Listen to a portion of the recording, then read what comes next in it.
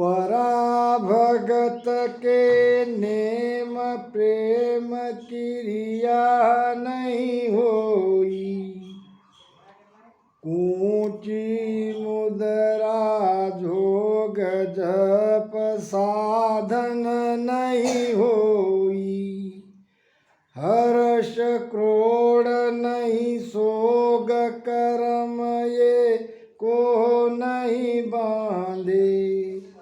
गुण इंद्री सब जीत सुरत साहिब दिस सांधे।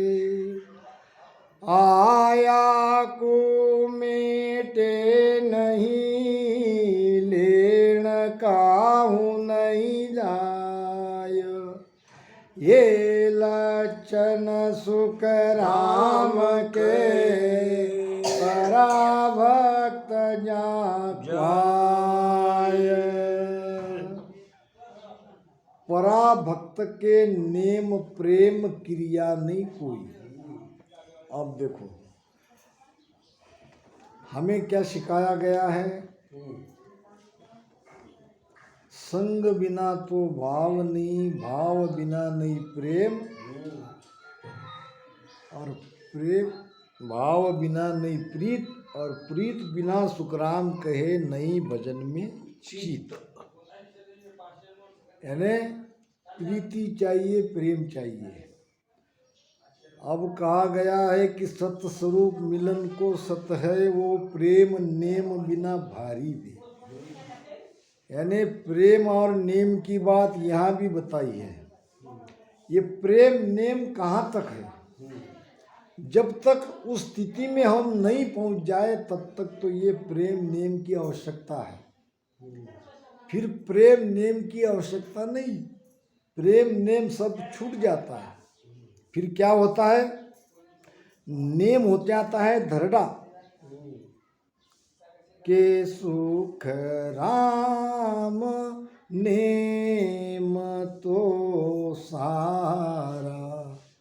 के सुख राम नेम तो सारा। जुग मरदा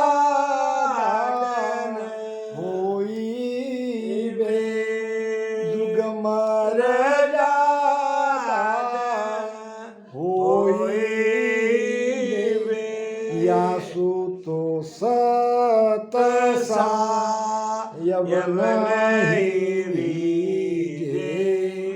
यासु तो सत सायब नहीं रीजे। बहुत जन्म लगे सोई। बहुत जन्म लगा सोई। नेम जगावे प्रेम। नेम करता क्या है? नेम यानी नियम। रोज नियम से भजन करना, समय पे उठना, समय पे भजन में बैठ जाना, ये क्या है? नियम, जिसको कहा है नेम। नेम जगावे प्रेम। ध्यान रहे, नियम क्यों, नियम से भजन क्यों करना है? प्रेम को जगाने के लिए। अगर प्रेम नहीं जग रहा है तो वो नियम धरड़ा हो जाएगा। अगर नियम से रोज भजन कर रहे हैं और भीतर में प्रेम प्रकट नहीं रहा है तो नेम धरड़ा हो जाएगा। के सुखराम नेम तो सारा जुग मर्यादा हुई बे। वो भी एक जगत की मर्यादा ही कहलाएगा। है तो हम भक्ति के मर्यादे में, मगर पालन कर रहे जगत की मर्यादा का। एक भक्त था, 4 बजे रोज उठ के राम राम करना उसका नियम था। कई सालों से वो कर रहा था। 4 बजे उठना और घंटा 2 घंटा राम राम भजन करना, ये उनका नियम था। एक दिन क्या हुआ, 4 बजे नींद खुली ही नहीं। देखा तो दिन निकल गया। अब वो रोने लगा। रोने लगा और दूसरे दिन फिर वो सोया। सोने के बाद सुबह 4 बजे के पहले ही आकाशवाणी हो गई, अरे भाई उठो, 4 बजे है, राम राम करो। इसने देखा ये कौन है, 4 बजे मुझे राम राम करने के लिए उठाने वाला कौन है। तो उसने पूछा, भाई कौन हो आप? तो कहने लगा, मैं पाप हूँ। तुम पाप हो, और पाप होकर ये अच्छा काम कैसे कर रहे हो? इसलिए करना पड़ रहा भाई, मजबूरी से करना पड़ रहा। अगर तुम उठोगे नहीं तो उस दिन के जैसे रोओगे। अब रोओगे तो परमात्मा के नज़दीक चले जाओगे। अब परमात्मा के नज़दीक ना जाए, इसलिए आप राम राम करना यही ठीक है। नियम से तुम राम राम करते रहो। अब तुम रोओगे नहीं तो परमात्मा के पास नहीं जाओगे। मेरा काम तो यही है, तुमको वहाँ तक नहीं ले जाने देना। और तुम उस दिन एकाएक रोने लगे तो मुझे मजबूरन तुमको उठाना पड़ रहा है। तो इसका मतलब क्या है कि ये नियम केवल धरना है। नियम से भजन करने में अगर प्रेम नहीं आ रहा है तो भजन हमारा वो नहीं बन रहा है। दोनों श्वास में हमारी जो रचना चलनी चाहिए वो नहीं आ रही है। तो किसी जानकार अनुभवी संत के सामने जाके पूछना चाहिए कि मैं इतने दिन से भजन कर रहा हूँ या कर रही हूँ, मगर मेरे अंदर ये प्रेम प्रकट नहीं हो रहा है, क्या कारण है? महाराज फरमा रहे हैं, पराभक्ति जिस संत के अंदर प्रकट हो गई, उनके अंदर न कोई प्रेम जगने के लिए कोई क्रिया की आवश्यकता है, न कोई योग साधना करने की आवश्यकता है, न कोई मुद्रा साधना करने की आवश्यकता है। मुद्रा साधना करते हैं योगी लोग, चाथरी, भूचरी, खेचरी, अगोचरी, ये सब मुद्राएं हैं। जप साधन नहीं हुई, कोई जप नहीं, कोई साधन सिद्धि नहीं। हर्ष कोड नहीं सोग, न हर्ष है न दुख है न खुशी है। कर्म ये को नहीं बांधे, न कोई कर्म का बंधन है, न किसी तरह से उनसे कर्म होता है या कर्म में बनते हैं। गुण इंद्रिय सब जीत, यानी 3 गुणों को और सब इंद्रिया को जीत लेते हैं, इंद्रजीत हो जाते हैं, इंद्रिया पर काबू हो जाती है। गुण इंद्रिय सब जीत, सूरत साहिब दिस साधे। सुरती 10वें द्वार में अखंड लगी रहती है, उस मालिक का दीदार करती है। आया को मेटे नहीं, लेण काहू नहीं जाए। अपने स्वार्थ के लिए, लेने के लिए कहीं नहीं जाते, मगर जो भी अपने आप मिल जाता है या राजी खुशी से कोई दे देता है तो वो ले लेते हैं। मांग कहीं नहीं है, मर जाऊं मांगू नहीं, अपने तन के काज, और परमार्थ के कारण मोह न आवे लाज।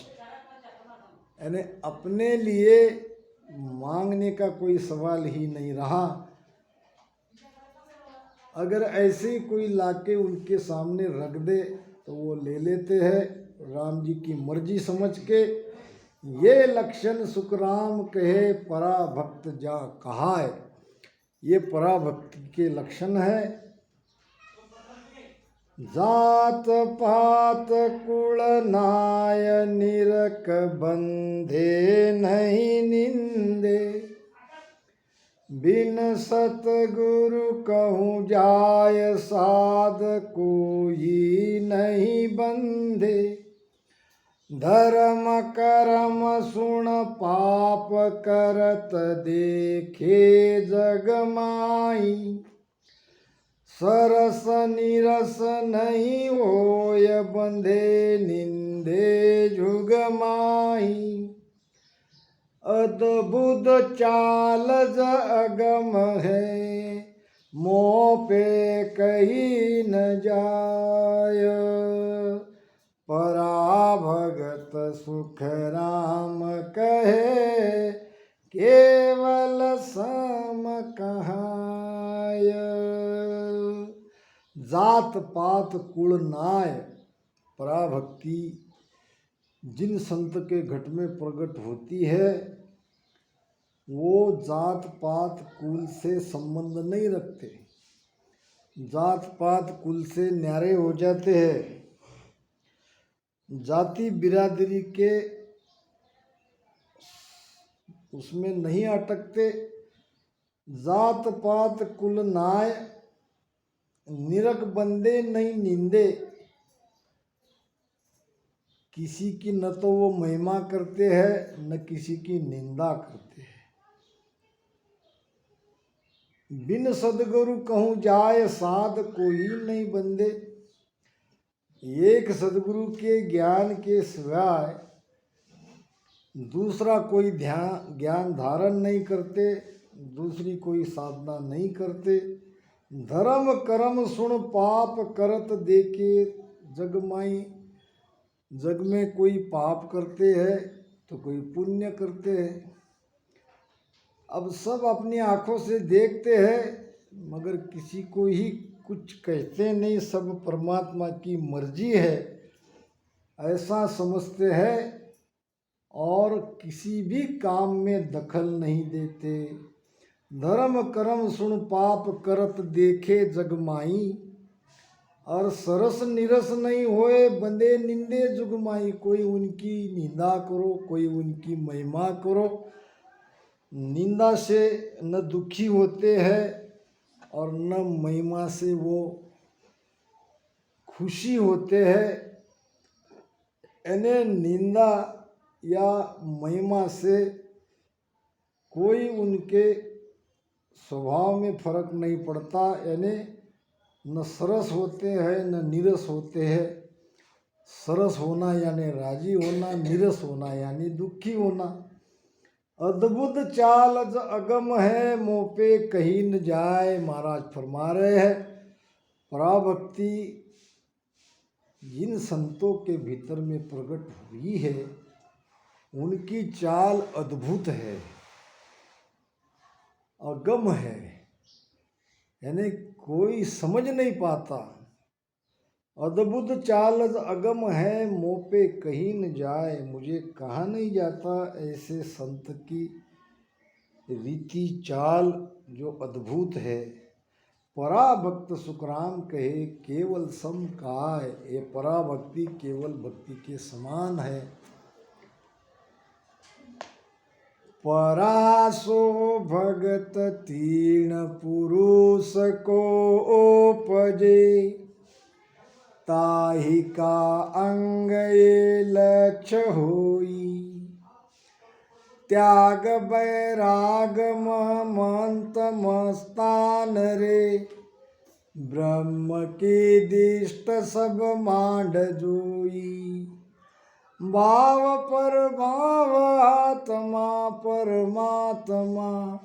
एक सो दूसरो नाय जाने। शुभ अशुभ उपाय संसार में। आप ही आपको ख्याल ठाने। नहीं हर्ष सोग संसार में रहत है। उलट ब्रह्मांड में जाय बैठा। दास सुख राम कहे परा जाऊ उपजे। तीन तज ताप को होय सेठा। परासो भक्त तीन पुरुष को उपजे। तीन यानी उस जिसके भीतर में पराभक्ति प्रगटती है, ताही का अंग ये लक्ष्य होई। उनके अंग लक्षण ऐसे होते हैं। त्याग बैराग महमंत मस्तान रे, यानी संसार की सभी वस्तुओं को वो त्याग देते हैं। संसार के सारे सुख को वो छोड़ देते हैं, क्योंकि उनके अंदर ज्ञान वैराग प्रगटता है। ज्ञान वैराग प्रगटने से भौतिक संसार के भौतिक सुखों को त्याग देते हैं और अपने भीतर के आनंद में महमंत मस्तान यानी मस्तवाल रहते हैं। ब्रह्म की दिष्ट सब मांड जोई, यानी उनकी दृष्टि खुल जाती है और उस दृष्टि से सारी जगत को वो देखते हैं। महाराज ने एक जगह कही है, ब्रह्म भक्ति के अंग में, ब्रह्म ज्ञान में भरम न सासो, मैं ते कदे न होई, के सुखराम नेक मन फिरिया, ब्रह्म ज्ञान नहीं पाई। ब्रह्म ज्ञानी के अंदर तेरा मेरा भाव नहीं रहता, उनकी दृष्टि सम हो जाती है, सबको एक ही नज़र से देखते हैं। इसको कहते हैं ब्रह्म की दृष्टि। ये जो हमारी दृष्टि अभी है, ये माया की दृष्टि है। इसमें अच्छे बुरे सब दिखते हैं। मन जिसको बुरा कहता है उसको हम बुरी दृष्टि से देखते हैं, मन जिसको अच्छा कहता है उसको हम अच्छी दृष्टि से देखते हैं। तो ये माया के नेत्र में अच्छे बुरे का भाव है, ब्रह्म की दृष्टि में सम का भाव है। तो ऐसे पराभक्ति वाले संत की दृष्टि ब्रह्म की दृष्टि बन जाती है। भाव प्रभाव आत्मा परमात्मा, यानी भाव से या प्रभाव से। भाव क्या? ये जो हम भक्ति में भाव लाते हैं वो भाव, और प्रभाव यानी दूसरे का भाव, आत्मा का भाव, परमात्मा का भाव।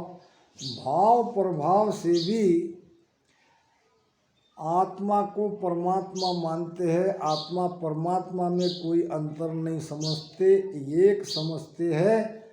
शुभ अशुभ उपाय संसार में आप ही आपको ख्याल ठाने।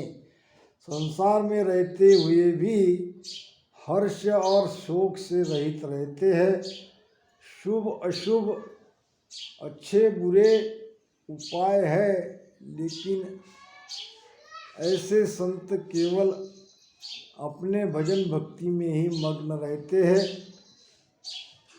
परमात्मा की भक्ति में ही लगे रहते हैं। संसार के अच्छे बुरे कार्य को त्याग देते हैं।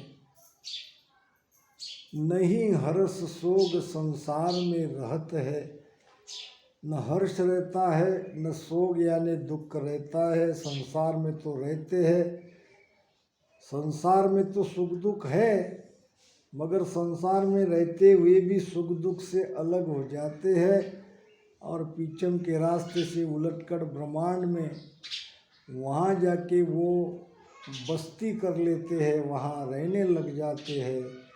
दास सुखराम कहे परा जहाँ उपजे, तीन तज ताप कु होय सेटा। महाराज फरमा रहे हैं कि पराभक्ति जिनके घट में प्रकट हो गई है वो तीन ताप से अलग हो जाते हैं, आदि व्याधि उपाधि। तीन ताप को मेट कर सबका अमल उड़ाय, जन सुख या ब्रह्म के माय मिलाय। जैसे 3 कर्म है वैसे 3 ताप है, आदि व्याधि उपाधि। आदि यानी आध्यात्मिक, व्याधि यानी आदि भौतिक, और उपाधि यानी आदि दैविक, आदि भौतिक, आध्यात्मिक। आध्यात्मिक में आते हैं मन के शरीर के ताप, व्याधि में आती है शरीर की बीमारी, और उपाधि में आते हैं बाहर के, हम तो नहीं करते हैं मगर बाहर से उपाधि आती है, बाहर से पीड़ा आती है, वो है उपाधि। तो ये 3 तद ताप को होए सेठा, यानी तीनों प्रकार के तापों का उनके ऊपर कोई असर नहीं पड़ता है। अन्न मुख माय को देत है ग्रास को, नीर जल पाविया पीत भावी। कपड़ा आन ओढ़ाय को ले चले, रीज नारी सदिल माय आवे।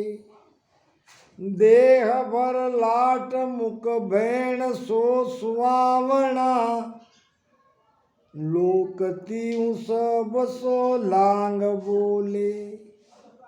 पवन के ऊपरे गिगन में घर करे, जहाँ आसमान की पोल खोले। चंद नहीं सूर को रात दिन, चंद नहीं सूर को रात नहीं दिन है। कर्म की रेख पर में कमारी, दास सुख राम कहे लक्ष्य जानिए। परासत भगत है ये मसारी। अन्न मुख माय को देत है ग्रास को, यानी कोई आके उनको खिला दे तो खा लेते हैं, अगर नहीं खिलाते हो वैसे ही पड़े रहते हैं। किसी न किसी को दया आ गई, अब उन्होंने भोजन दे दिया तो खा लेते हैं। नीरजल पाविया पीत भावे, कोई पानी पिला दे तो पी ले। कपड़ा आन ओढ़ाए को ले चले, कोई आके कपड़ा पहना दे या चद्दर ढाक दे। एक संत ऐसे ही कहीं रास्ते में सोए पड़े थे। एक राजा कहीं बाहर घूमने जा रहे थे, देखा कि संत यूं ही पड़े हैं। अपने मखमल की शाल राजा के पास थी जो काफ़ी महंगी थी, उसने ओढ़ा दी संत पे। तो संत ने कहा आपके हाथ से ऐसे ही कार्य होते रहे। कुछ देर बाद एक चोर आया, वो चोर ने वो शाल निकाल ली, संत के ऊपर से खींच ली। तो संत ने कहा आपके हाथ से ऐसे ही कार्य होते रहे, यानी किसी ने उनको उड़ाए क्या या कोई उसकी चादर छीन के ले जाए, कोई फर्क नहीं पड़ता, क्योंकि वो देह में नहीं रहते हैं, देह से अलग रहते हैं। कपड़ा आन ओढ़ाए को ले चले, रीझ ना रीस दिल माय आवे। न किसी के ऊपर वो रीझते हैं, न किसी के ऊपर वो क्रोधित होते हैं। देह बरलाट मुख बैण सो सुहावना, जब मुख से बोलते हैं तो उनके वचन बड़े सुहावने लगते हैं, अच्छे लगते हैं। शरीर चमकता है, शरीर में प्रकाश से तेज पुंज काया उनकी हो जाती है। देह भरलाट भक्ति का तेज शरीर पे दिखाई देता है। लोक त्यों सब सो लांग बोले, बोलते हैं तो चौथे लोक की बात करते हैं, तीन लोक की परे की वाणी वो बोलते हैं, वहाँ का अनुभव वो कहते हैं। पवन के ऊपर गगन में घर करे, ये है दोनों ईड़ा पिंगड़ा एक हो जाते हैं, श्वासा ऐसी उल्टी चलती है और इसके ऊपर ब्रह्मांड में रात दिन उनकी सुरती लगी रहती है। इसको कहते हैं वहाँ घर करना। पवन के ऊपर गगन में घर करे, जाय आसमान की पोल खोले। अब जाके ये है आसमान, आसमान की पोल खोलते हैं, त्रिकुटी लांघते। जब हम त्रिकुटी लांघते हैं तो ये आकाश की पोल, आसमान की पोल खोल देते हैं।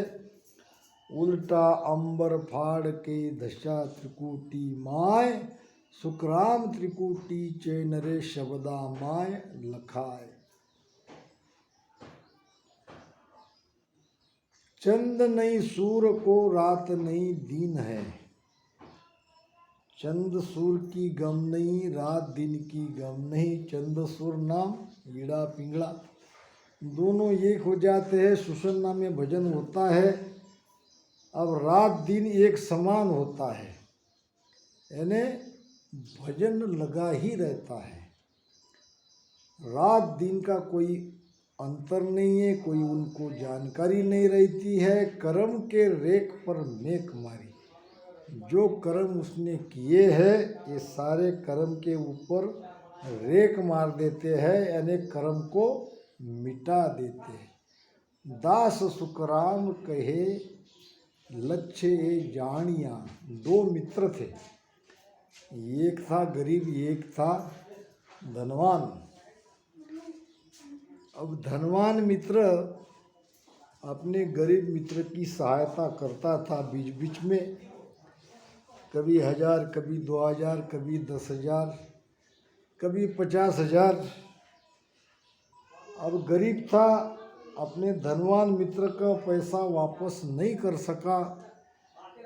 एक दिन पैसे वाले मित्र ने अपने गरीब मित्र का खाता देखा तो काफ़ी पैसे उसके खाते में चढ़े थे। अब उसने कहा कि देखो भाई, तुम मेरे मित्र हो और काफ़ी पैसा मैंने तुम्हें उधार दिया है तुम्हारी स्थिति देखकर, तो इसलिए अब ऐसा करो, ये जो 10-20 कलम है लिखा हुआ है, कभी 1000 उठाया, कभी 2000, कभी 5000, कभी 30,000, 50,000, तो इसमें से कोई एक कलम पैसा दे दो, बाकी सारे कलम तुमको माफ। तो उसने देखा कई बार पैसे लिए थे, सब सही सही वहाँ लिखा था।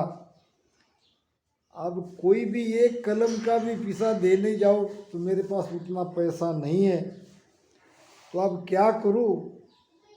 उसने एक तीसरे मित्र को कहा कि मेरा मित्र जो है जिसने मुझे पैसा दिया है वो कहता है कि कोई एक कलम को मिटा दो, बाकी मैं तुम्हें माफ़ कर देता हूँ।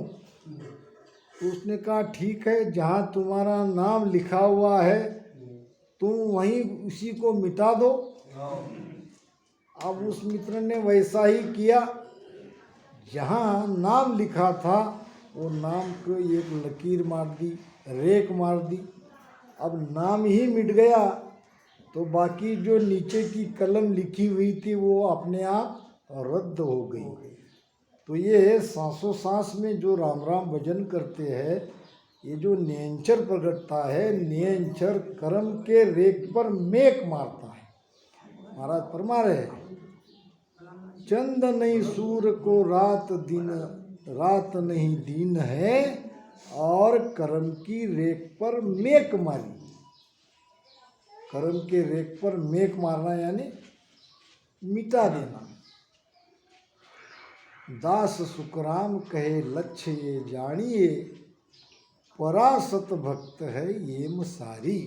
ऐसे लक्षण अगर किसी संत में आपको दिखाई देते हैं तो समझ लो वो संत पराभक्ति में प्रकट हो गए, क्योंकि ये यहाँ पाखंड नहीं चलता है। ये जैसे कि वैसे सीधे ऐसे ही लक्षण अपने आप उनमें आपको दिखने चाहिए, दिखते हैं। ऐसा नहीं है कि भाई अपने मन से उसने बाल बढ़ा दिए, बाल की कोई सेवा नहीं है, कोई नहाना नहीं है, नाखून बढ़ गए, नहीं नहीं, ऐसी बात नहीं है। वो शुद्ध बुद्ध भूल जाते हैं, वो शुद्धि में नहीं रहते हैं, उनका ध्यान अलग रहता है, इसलिए उनकी ऐसी स्थिति होती है। तो ऐसे पराभक्ति प्रकट होने वाले संत उनके लक्षण से पहचानने में आते हैं। इन्हीं शब्दों के साथ